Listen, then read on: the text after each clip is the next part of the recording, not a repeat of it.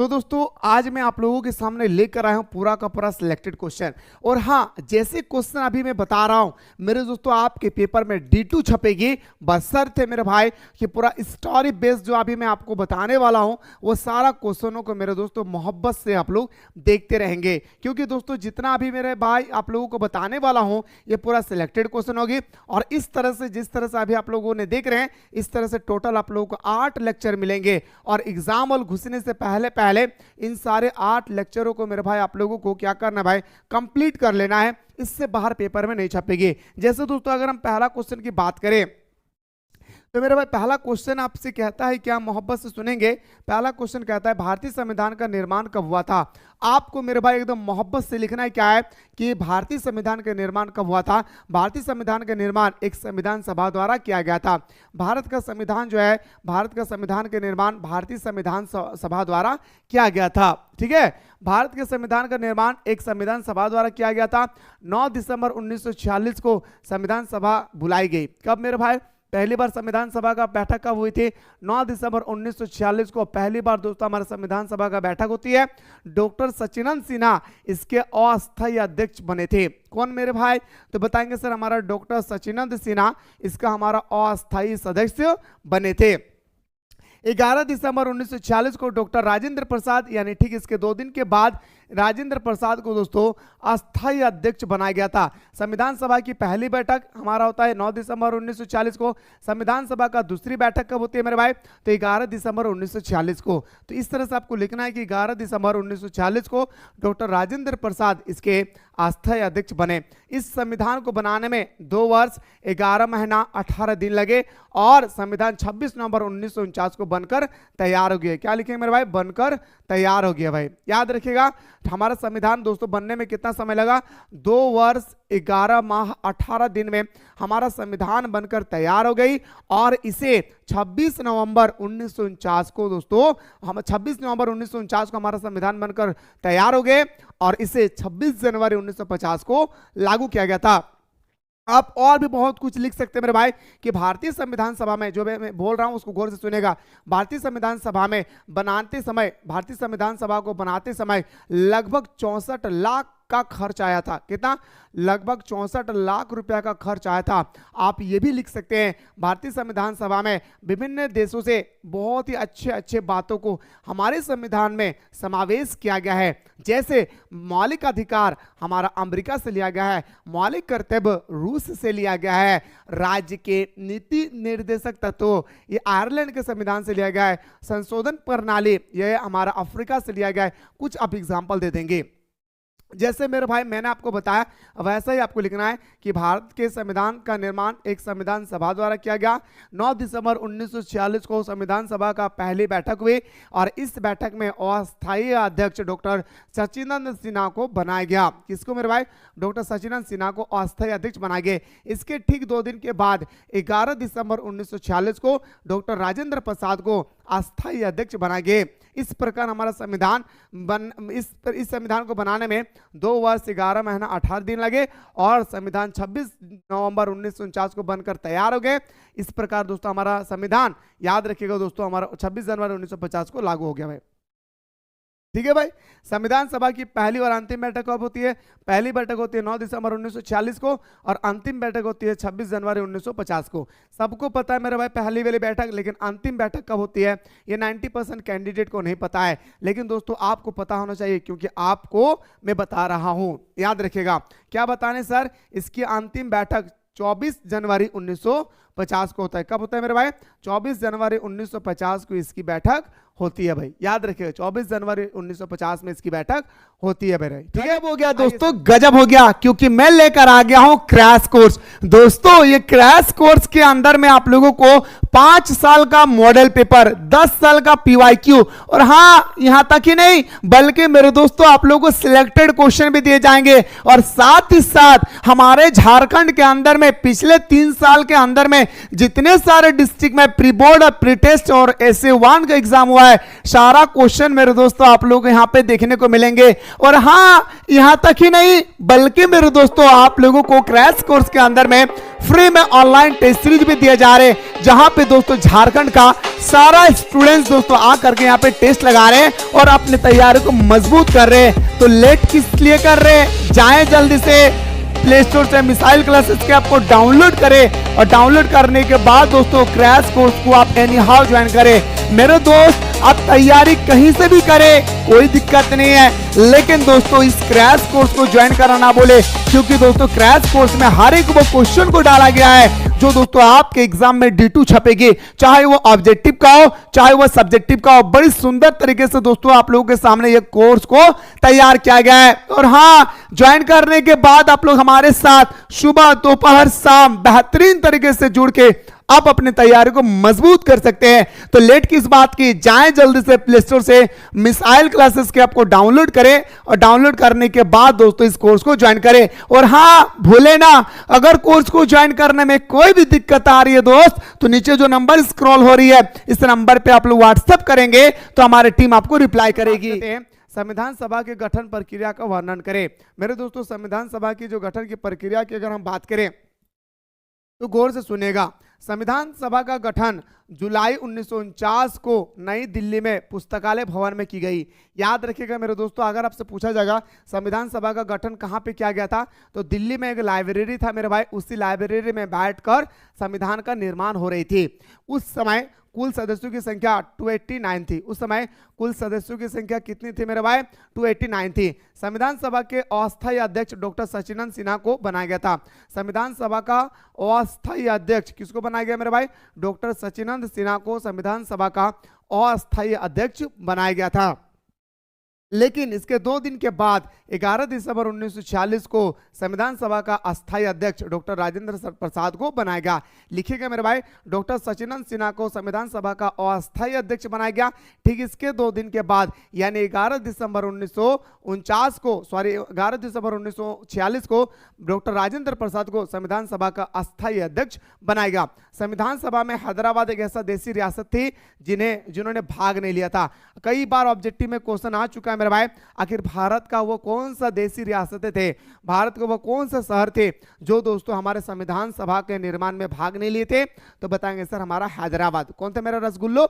हैदराबाद। ठीक है, तो बताएंगे सर क्या संविधान सभा में हैदराबाद एक ऐसी देशी रियासतें थी जिन्होंने भाग नहीं लिया था। संविधान सभा में महिलाओं की संख्या 12 थी। मैं कई बार दोस्तों आप लोगों को 14 बताया था, हम रियली सॉरी भाई, रियल आप लोगों का 12 ही होगा, क्योंकि दोस्तों जैकबोर्ड ने इसे 12 ही लिखा है, इसलिए मेरे भाई जहां जहां मैंने 14 लिखाया था उसको 12 लिख लेंगे आप लोग। ठीक है, तो याद रखिए संविधान सभा में महिलाओं की संख्या टोटल 12 थी। संविधान सभा में महिलाओं की संख्या कितने थे मेरे भाई?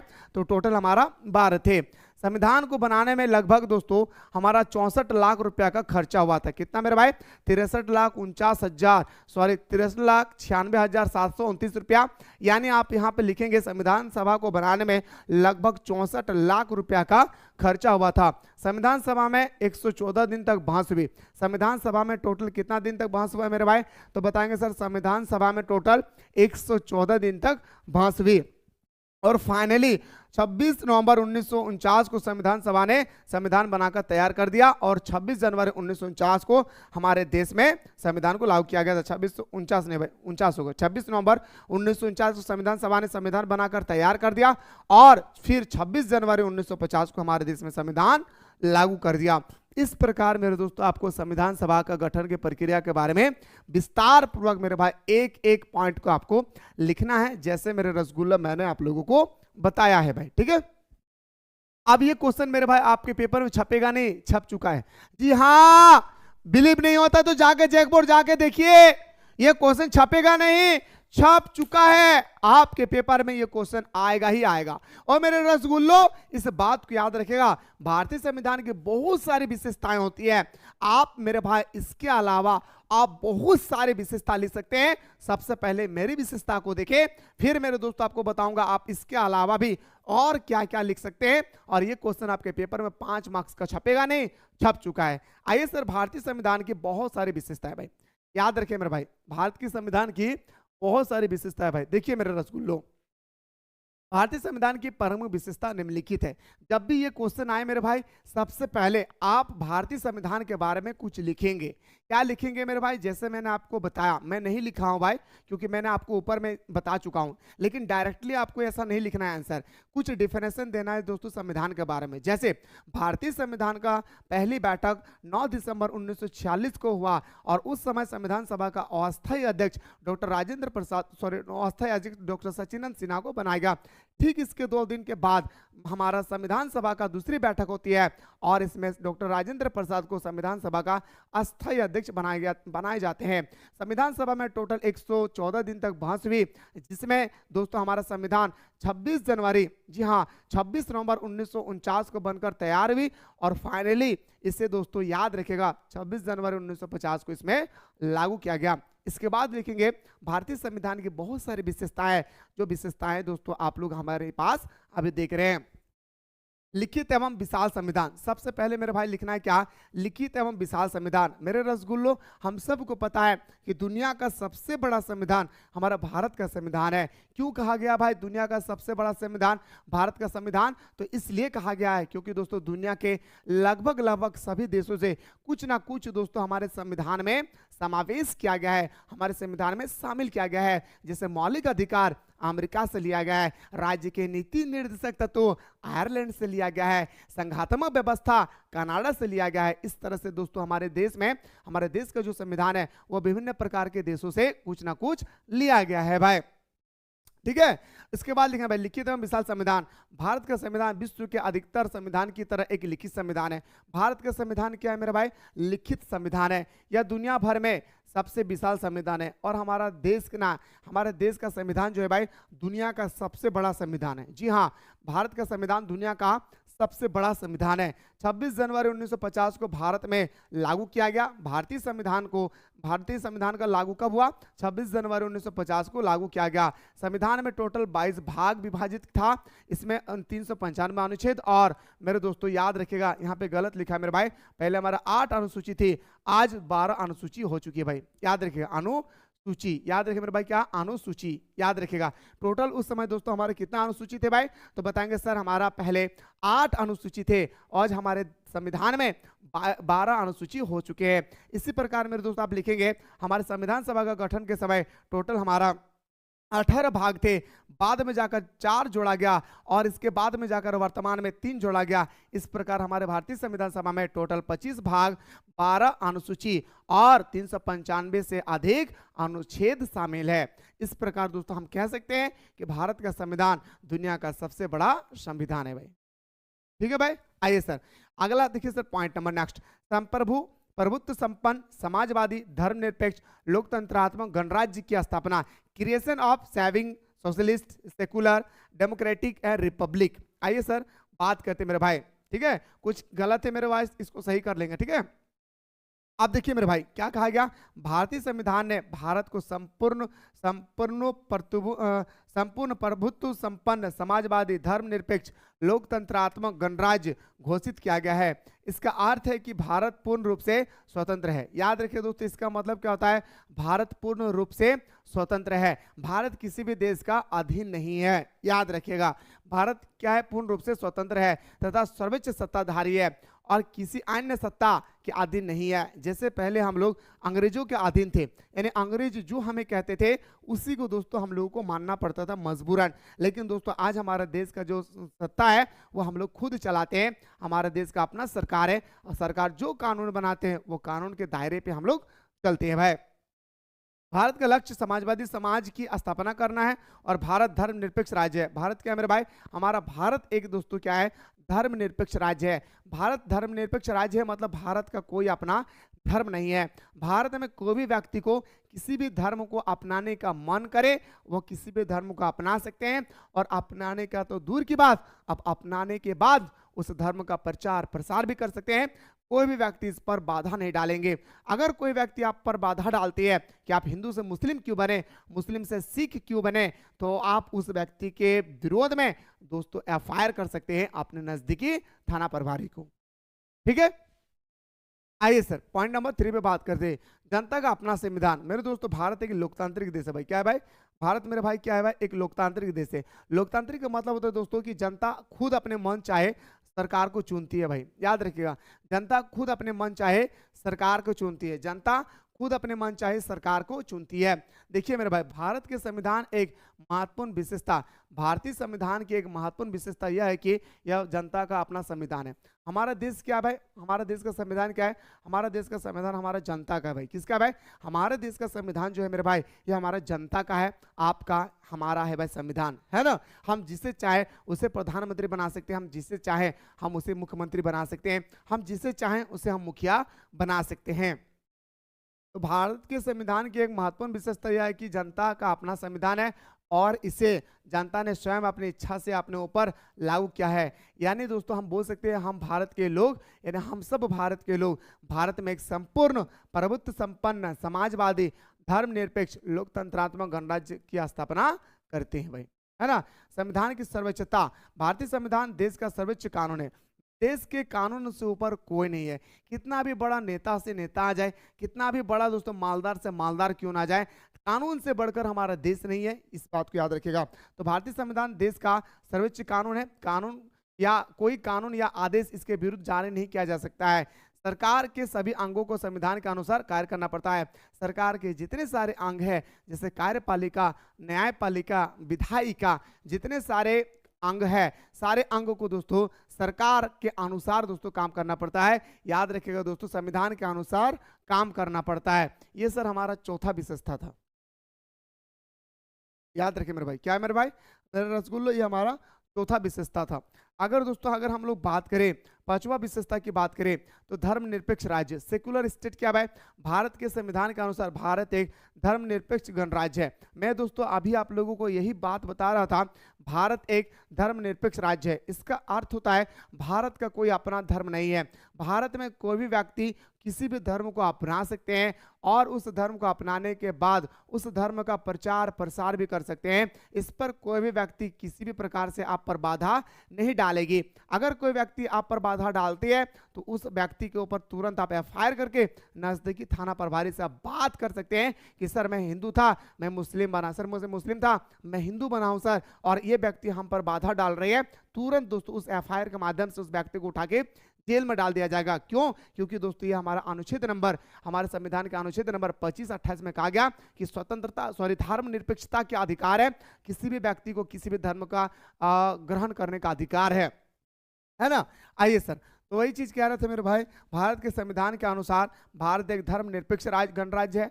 धर्मनिरपेक्ष राज्य का अर्थ है कि राज्य का अपना कोई धर्म नहीं है, राज्य का अपना कोई धर्म नहीं है, और राज्य की दृष्टि में सभी धर्म समान है। और हमारे देश के अनुसार, हमारे संविधान के अनुसार हिंदू, मुस्लिम, सिख, ईसाई, SC ST सब क्या है भाई? कारा गोला, अमीर गरीब सब क्या है भाई? बराबर है।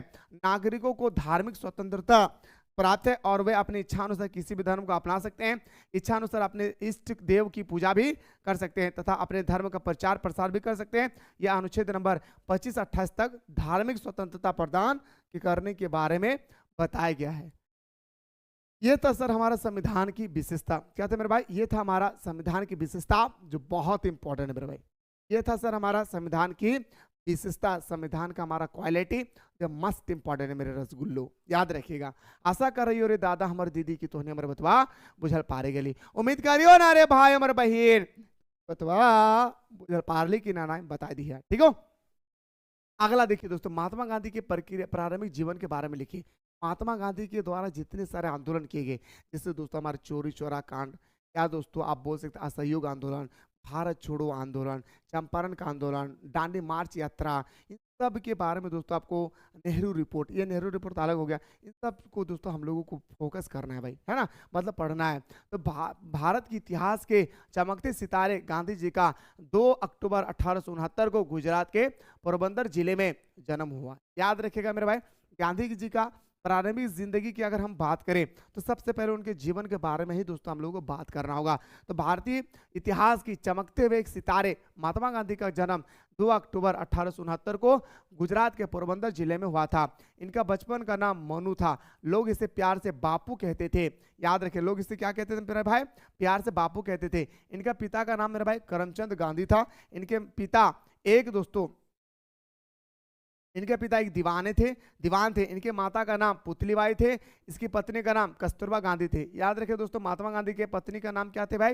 महात्मा गांधी के गर्लफ्रेंड का क्या नाम थे मेरे भाई? तो कस्तूरबा गांधी था, जिसे मात्र 13 वर्ष की अवस्था में गांधी जी के साथ विवाह हो गया। जी हाँ, अभी तक दोस्तों हमें अभी तक कोई लड़की नहीं मिला मेरे भाई जिससे हम शादी कर सके। अरे वाह रे महात्मा गांधी जी, मात्र 13 साल में, जिस समय महात्मा गांधी अपने पैंट का लंगोटा बांध नहीं पा रहे थे मेरे दोस्तों, उस समय मेरे भाई याद रखेगा महात्मा गांधी का विवाह हो जाते हैं। और कस्तूरबा गांधी कहती है, अरे महात्मा गांधी जी आप क्यों तकलीफ कर रहे हैं, लाओ मैं नाड़ा बांध देता हूँ, क्या टेंशन लेते हैं, मैं बांध दूंगी, ठीक है। जिसे मात्र 13 वर्ष की अवस्था में गांधी जी का विवाह हो गया। महात्मा गांधी सत्यवादी और देवान थे भाई। महात्मा गांधी हमेशा मेरे भाई क्या थे? सत्यवादी थे और अहिंसा पर क्या करते मेरे भाई? विश्वास रखते थे।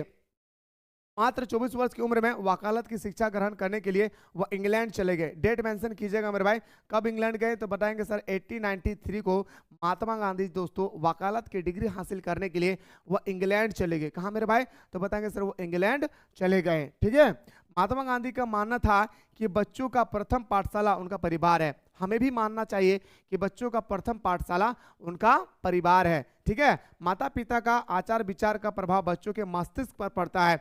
माता पिता का जो भी आचार विचार है, ये सारे आचार विचार दोस्तों हमें मस्तिष्क पर पड़ता है। किसके मस्तिष्क पर? हमारे मस्तिष्क पर। यानी माता पिता जैसे होगा वैसा ही बच्चा होगा, ऐसा मेरा नहीं महात्मा जी का कहना है। और मैं भी दोस्तों यही बात कहूंगा कि माता पिता का आचार विचार रहन सहन जैसा होगा उनका बच्चा भी ऐसा ही सीखेंगे, ठीक है। इस प्रकार उपयुक्त वर्णों से महात्मा गांधी के प्रारंभिक जीवन के बारे में स्पष्टीकरण हो जाता है। तो इस प्रकार मेरे भाई गजब हो गया दोस्तों, गजब हो गया, क्योंकि मैं लेकर आ गया हूं क्रैश कोर्स। दोस्तों ये क्रैश कोर्स के अंदर में आप लोगों को 5 साल का मॉडल पेपर, 10 साल का पीवाईक्यू और हाँ यहां तक ही नहीं बल्कि मेरे दोस्तों आप लोगों को सिलेक्टेड क्वेश्चन भी दिए जाएंगे। और साथ ही साथ हमारे झारखंड के अंदर में पिछले 3 साल के अंदर में जितने सारे डिस्ट्रिक्ट में प्री बोर्ड और प्री टेस्ट और SA1 का एग्जाम हुआ है, सारा क्वेश्चन मेरे दोस्तों आप लोग यहां पे देखने को मिलेंगे। और हां यहां तक ही नहीं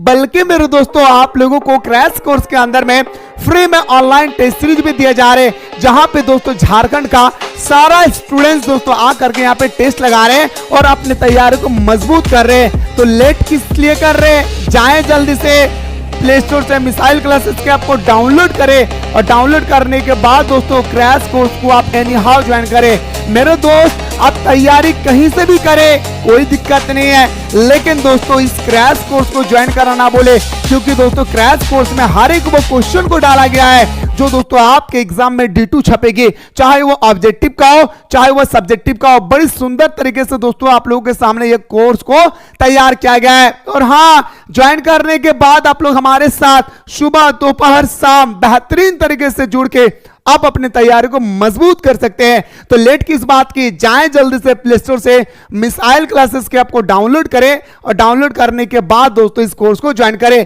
और हाँ भूले ना, अगर कोर्स को ज्वाइन करने में कोई भी दिक्कत आ रही है दोस्त, तो नीचे जो नंबर स्क्रॉल हो रही है इस नंबर पे आप लोग व्हाट्सएप करेंगे तो हमारी टीम आपको रिप्लाई करेगी। पता होगा और मेरे रसगुल्लो चोरी चोरा कांड की घटना क्या थी भाई? आप सभी को पता है मेरे भाई, उत्तर प्रदेश में एक जगह था भाई, याद रखिए, गौर से सुनिए मेरे भाई। चोरी चोरा घटना क्यों है मेरे भाई? याद रखिए मेरे भाई, चोरी चोरा कांड की अगर हम बात करें तो 4 फरवरी 1922 को होती है मेरे भाई, याद रखिएगा 4 फरवरी 1922 को होती है। मोहब्बत से सुनिएगा मेरे भाई, 4 फरवरी 1922 को मेरे भाई हमारे चोरी चोरा कांड होती है। सुनिएगा, उत्तर प्रदेश के गोरखपुर जिले में एक स्थान है जिनका नाम था चोरी चोरा। याद रखिएगा कहां पे मेरे भाई? कई बार एग्जाम में पूछा जाता है कि चोरी चोरा जगह कहां पर स्थित है, तो आपको बताना होगा मेरे भाई क्या? उत्तर प्रदेश। क्यों बोल रहा हूं? क्योंकि दोस्तों पिछले साल यानी 2024 के एग्जाम में यह पूछा गया था कि चंपारण किस जिले में स्थित है, तो आपको बताना होगा भाई बिहार में। किस राज्य में, सॉरी, तो बिहार में आपको बताना होगा, ठीक है। तो गौर से सुनिएगा, तो उत्तर प्रदेश के गोरखपुर जिले में एक स्थान है जिनका नाम चोरी चौरा है भाई। उत्तर प्रदेश के एक जगह है मेरे भाई जिसका नाम है क्या? चोरी चौरा। असहयोग आंदोलन के दौरान गोरखपुर के लोग अंग्रेजों से इतना खफा हो गए, गोरखपुर के लोग अंग्रेजों से इतना खफा हो गए कि वह लोग चोरी चौरा नामक पुलिस चौकों में जाकर के लगभग 22 पुलिस कर्मियों को जेल में बंद करके जिंदा जला दिया। यह घटना 4 फरवरी 1922 को घटी थी। इसी घटना को हम लोग चोरी चौरा नामक घटना के नाम से जानते हैं। मेरे रसगुल्लो थोड़ा सा और सुनिएगा। चोरी चौरा कांड दोस्तों कब होती है? जब महात्मा गांधी ने असहयोग आंदोलन शुरू करता है 1 अगस्त 1920 को। और महात्मा गांधी ने असहयोग आंदोलन जब शुरू करते हैं तो महात्मा गांधी ने कहा था ये आंदोलन जो हम लोग शुरू कर रहे हैं ये आंदोलन पूरी तरह से शांति होगी। ये आंदोलन क्या होगा मेरे भाई? कहा गया कि पूरी तरह से शांति होगी। क्या कहा गया? पूरी तरह से आंदोलन शांति होगी और क्या होगा? अहिंसा पूर्वक होगी। लेकिन दोस्तों महात्मा गांधी इतना बताने के बावजूद भी मेरे भाई हमारे जो लोग थे ना भाई, हमारा जितने सारे भारतवासी थे वो इतना अंग्रेजों से खफा हो गए थे, अंग्रेजों से इतना नाराज हो गए थे। जैसे मैं बता रहा हूं वैसा ही एग्जाम में लिखना है। अंग्रेजों से इतना नाराज हो गए थे भारतीय लोग कि मेरे दोस्तों चोरी चौरा के पुलिस स्टेशन में जा करके 22 पुलिस कर्मियों को दोस्तों क्या करिए थे भाई? आग लगा दिए थे थाना में, जिससे दोस्तों 22 पुलिस कर्मियों की मौत हो गई थी। याद रखेगा इसी घटना को दोस्तों हम लोग क्या बोलते हैं भाई? चोरी चौरा नामक घटना के नाम से हम लोग जानते हैं 4 फरवरी 1922 को। ये भारत छोड़ो आंदोलन के बारे में बस मेरे भाई मैं आपको इतना बताना चाहूंगा कि ये कब हुआ था? 8 अगस्त 1942 को हुआ था। महात्मा गांधी के द्वारा शुरू किया गया था और महात्मा गांधी ने इसी समय नारा दिया था, याद रखिए दोस्तों, करो या मरो की नारा। ठीक है, तो मेरे भाई मैं इसके बारे में सेपरेट से बताऊंगा क्योंकि ये 5 मार्क्स का है, इतना छोटा लिखने से होगा कुछ नहीं भाई। ठीक है, फिर भी आपको थोड़ा सा इंट्रोडक्शन देना चाहूंगा। भारत छोड़ो आंदोलन की शुरुआत 8 अगस्त 1942 को शुरू किया गया। याद रखिएगा भारत छोड़ो आंदोलन की शुरुआत 8 अगस्त 1942 को शुरू किया गया। ठीक है, ठीक है। इस आंदोलन के प्रमुख नेता महात्मा गांधी थे। इस आंदोलन के प्रमुख नेता कौन थे मेरे रसगुल्लो?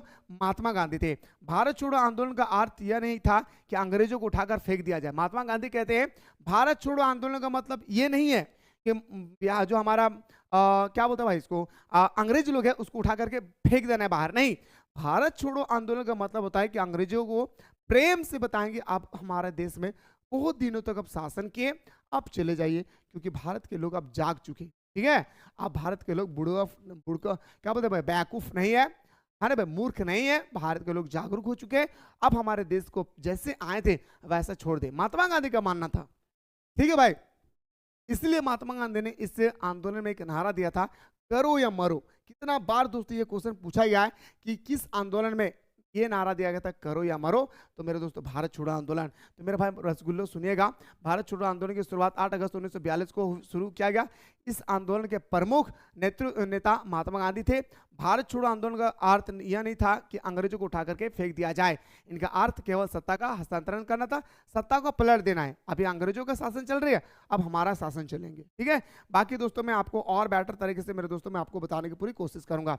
अब आते सर हमारा खिलाफत आंदोलन। याद रखिए दोस्तों खिलाफत आंदोलन के बारे में हम लोग सबसे पहले बात करते दोस्तों क्या है खिलाफत आंदोलन। ठीक है भाई, फिर मेरे दोस्तों आपको बेटर तरीके से मैं आपको बताऊंगा कि इसका महत्व क्या है। ठीक है, सुनिएगा खिलाफत आंदोलन के बारे में दोस्तों मैं आपको बहुत ही सुंदर तरीके से बता रहा हूं। देखिए दोस्तों प्रथम विश्व युद्ध हम सबको पता है, बचपन से ही दोस्तों हम लोग माँ के पेट से ही पढ़ के निकले हैं कि प्रथम विश्व युद्ध जो होता है वो 1940 से लेकर के 1980 तक हमारा प्रथम विश्व युद्ध होता है। कब होता है मेरे भाई? 1914 से 1918। तो प्रथम विश्व युद्ध में तुर्की के पराजित होने के बाद ब्रिटेन और मित्र राष्ट्र ने ओटोमन साम्राज्य की भूमि अरब प्रदेश पर भी अधिकार कर लिया। इससे तुर्कों के सुल्तान खलीफा की शक्ति और प्रतिष्ठा को ठेस पहुंची। वह इस्लामी जगत का प्रधान माना जाता था। भारतीय मुसलमान अभी तक अंग्रेजों के समर्थक थे, परंतु खलीफा के साथ किए गए व्यवहार से उन्हें ठेस पहुंचा। देखिए दोस्तों अब क्या होता है, हमारा जो दोस्तों खिलाफत आंदोलन है ये इतना इंपॉर्टेंट नहीं है, बस इसका स्टोरी थोड़ा सा आप लोग जान जाएं।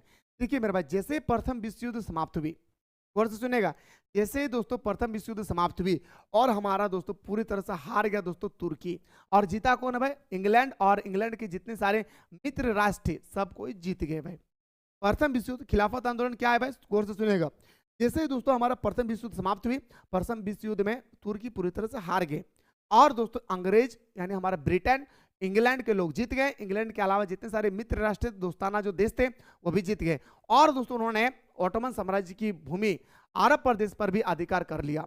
अब ब्रिटेन इतना चालाक हो गया भाई कि जैसे ही मेरे दोस्तों उन्होंने प्रथम विश्व युद्ध को जीता, जीतने के बाद अरब जाकर के, जहां मुस्लिम बहुल देश है भाई, जो मुसलमानों का गढ़ है भाई, जहां मुसलमानों का गढ़ है ना, उस जगह को जाकर के मेरे भाई क्या कर लिए भाई, वो अधिकार कर लिए, कब्जा कर लिए। कौन? ब्रिटेन और उनके मित्र राष्ट्र। इससे तुर्कों के सुल्तान, जिसे हम लोग खलीफा बोलते भाई, इससे तुर्कों के सुल्तान, यानी जो हमारा प्रथम विश्व युद्ध में हार चुका है, तुर्कों के सुल्तान की शक्ति और प्रतिष्ठा को ठेस पहुंचा। अरे भाई आप जाकर के अरब देश, अब मैं हार गया हूं ये अलग बात है, हमारे तुर्कों कहते हैं मेरे भाई कि मैं हार गया हूं ये अलग बात है, लेकिन आप जाकर के वहां पे अरब सागर में, यानी सॉरी अरब देश में जाकर के आप कब्जा जमा लेते हैं, ये मुझे ठेस पहुंचा। कौन कहता है? तुर्क के खलीफा। वह इस्लाम जगत का प्रधान माना जाता था। खलीफा का मतलब होता है उस जमाने में इस्लाम का प्रधान माना जाता है ना भाई, इस्लाम का धर्म गुरु नहीं, प्रधान माना जाता है, मतलब जो कहेंगे उसे पूरे देश को मानना पड़ेगा भाई, है ना। भारतीय मुसलमान अभी तक अंग्रेजों के समर्थक में थे। इतना होने के बावजूद भी दोस्तों भारत के जितने सारे मुसलमान थे वो खिलाफत सॉरी अंग्रेजों के क्या थे भाई, सपोर्ट में थे, ठीक है, परंतु खलीफा के साथ किए गए व्यवहार से उन्हें ठेस पहुंचा।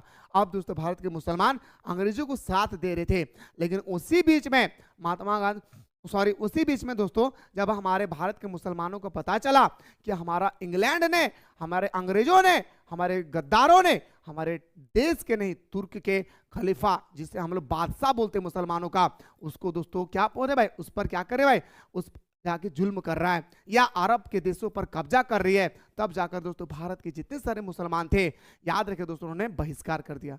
अब हम इनका सपोर्ट नहीं करेंगे। मुसलमान तुर्कों के सुल्तान को अपना खलीफा धार्मिक नेता मानते थे, इसलिए वे अंग्रेजों से नाराज हो गए और अंग्रेजों के विरुद्ध एक आंदोलन आरंभ कर दिया, जिस आंदोलन का नाम हमारा खिलाफत आंदोलन है। मेरे रसगुल्ले, मुझे उम्मीद है कि आपको खिलाफत आंदोलन के बारे में बड़ी सुंदर तरीके से समझ में आ गया होगा।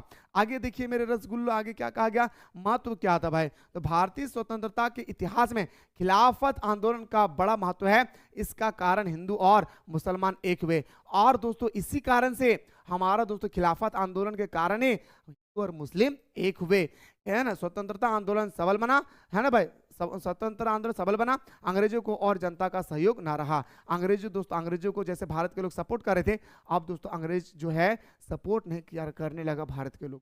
ये था सर हमारा खिलाफत, ठीक है। जो मेरे दोस्तों मैं उम्मीद करता हूं आपका स्टोरी बेस बहुत गजब हो गया दोस्तों, गजब हो गया, क्योंकि मैं लेकर आ गया हूं क्रैश कोर्स। दोस्तों ये क्रैश कोर्स के अंदर में आप लोगों को 5 साल का मॉडल पेपर, 10 साल का पीवाईक्यू, और हाँ यहां तक ही नहीं बल्कि मेरे दोस्तों आप लोगों को सिलेक्टेड क्वेश्चन भी दिए जाएंगे, और साथ ही साथ हमारे झारखंड के अंदर में पिछले 3 साल के अंदर में जितने सारे डिस्ट्रिक्ट में प्री बोर्ड और प्री टेस्ट और SA1 का एग्जाम हुआ है, सारा क्वेश्चन मेरे दोस्तों आप लोग यहां पे देखने को मिलेंगे। और हाँ यहां तक ही नहीं बल्कि मेरे दोस्तों आप लोगों को क्रैश कोर्स के अंदर में फ्री में ऑनलाइन टेस्ट सीरीज भी दिए जा रहे हैं, जहां पे दोस्तों झारखंड का सारा स्टूडेंट्स दोस्तों आकर के यहां पे टेस्ट लगा रहे हैं और अपनी तैयारी को मजबूत कर रहे हैं। तो लेट किस लिए कर रहे हैं, जाएं जल्दी से प्ले स्टोर से मिसाइल क्लासेस के आपको डाउनलोड करें, और डाउनलोड करने के बाद दोस्तों क्रैश कोर्स को आप एनी हाउ ज्वाइन करें। मेरे दोस्त आप तैयारी कहीं से भी करें,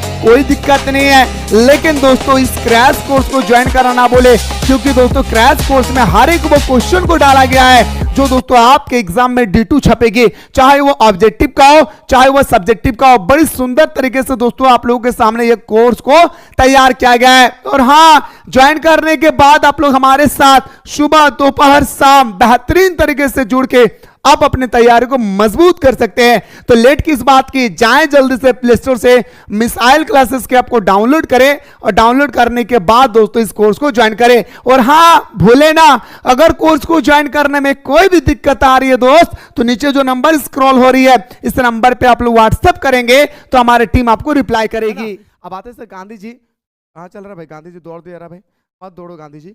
गांधी जी 1917 में चंपारण क्यों गए थे, वहां उन्होंने क्या किया। मेरे दोस्तों आप थोड़ा सा याद कीजिए इंग्लिश कोर का फ्लेमिंगो बुक का इंडिगो चैप्टर नंबर 5, राजकुमार शुक्ल।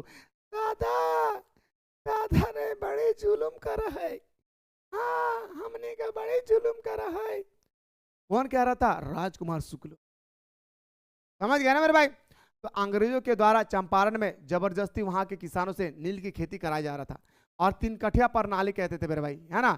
यानी 3 किलो अनाज में 1 किलो भारत के लोगों को मिलता था, 2 किलो अंग्रेज लेकर अपने देश चले जाते थे, ठीक है। तो अंग्रेजों के द्वारा, और ये भी बोल सकते हैं सर 3 कठिया प्रणाली का मतलब होता है सर क्या, कि 2 जगह पे नील की खेती होता था और एक जगह पे आप जो फसल उगाना चाहते थे आपकी मर्जी है, ठीक है। तो अंग्रेजों के द्वारा चंपारण में जबरदस्ती वहां के किसानों से नील की खेती कराया जा रहा था। रामसाद शुक्ल, रामसाद दुर्गम भाई, राजकुमार शुक्ल, गलत लिखा है मेरे भाई, ठीक है। अगला है जो टाइप किया है राजकुमार शुक्ल, ठीक है, आप लिख लेंगे भाई। राजकुमार शुक्ल की आग्रह पर महात्मा गांधी चंपारण गए और वहां के किसानों के साथ मिलकर अंग्रेजों के खिलाफ भूख हड़ताल किया। कानून, महात्मा गांधी के आगे अंग्रेजों को झुकना पड़ा। नील की खेती जो अनिवार्य कर दी गई थी, इस कानून को हटाना पड़ा। मेरे दोस्तों आप इतना शॉर्ट में मत लिखिएगा भाई, इतना शॉर्ट में लिखेंगे तो आपको मेरे दोस्तों फुल मार्क्स नहीं मिलेगी। आपको क्या लिखना है भाई, सबसे पहले चंपारण लिखेगा। मेरे दोस्तों आपको लिखना है कि महात्मा गांधी द्वारा चलाया गया पहला आंदोलन हमारा क्या है भाई, चंपारण का आंदोलन। चंपारण का आंदोलन में यह बात बताया गया था कि भारतीय किसानों को अंग्रेजों ने जबरदस्ती नील की पौधे को उगाने के लिए कहा जा रहा था। बार बार नील का पौधा उगाने से हमारे मिट्टी की उर्वरक क्षमता कम हो रही थी। इसी बीच में हमारा राजकुमार शुक्ल एक व्यक्ति है, जो व्यक्ति ने सबसे पहले सोचा, अरे इस देश में कोई नेता आया है विदेशों से पढ़ के, हो सकता है कि मेरे बात को बताएं और हमारे बात को वो सुन ले। तब जाकर दोस्तों हमारा राजकुमार शुक्ल कहता है, चलो भाई चलो चलो चलो चलो हम उस नेता को ढूंढते हैं। इस प्रकार दोस्तों ढूंढते ढूंढते ढूंढते ढूंढते वो कहाँ पहुंच गए, तो बताएंगे सर वो पूरी तरह से पहुंच गए कहाँ पे, तो लखनऊ पहुंच गए। उस समय लखनऊ अधिवेशन हो रही थी 1916 में। महात्मा गांधी भाषण दे रहे थे और उस समय महात्मा गांधी के भाषण को देकर राजकुमार शुक्ल खुश हुए और उन्होंने कहा मेरा काम बन गया, अब हमारा जो है हमारे ऊपर जो जुल्म हो रही थी वो नहीं हो पाएगा। और जैसे सभा अंत हुई और इसके बाद कहा राजकुमार शुक्ल ने, महात्मा गांधी जी, महात्मा गांधी जी क्या बताएं क्या हुआ, अरे महात्मा गांधी जी, अरे क्या हुआ, बट बताओ क्या हुआ। वहां ना हम लोग को जबरदस्ती नील के पौधा उगाने के लिए कह रहे हैं, और हम लोग जब जबरदस्ती नील की पौधा उगाते हैं ना तो हमारा जो मिट्टी की उर्वरक क्षमता है पूरी तरह से खराब हो जाती है, घट जा रही है। नहीं मुझे विश्वास नहीं है, नहीं सुनो मैं तुम्हारी बात नहीं सुनूंगा, तो आप वहां पे आइए, मैं जा रहा हूं कोलकाता, कोलकाता में आप आके बात कीजिए, ये सब मुझे विश्वास नहीं लग रहा।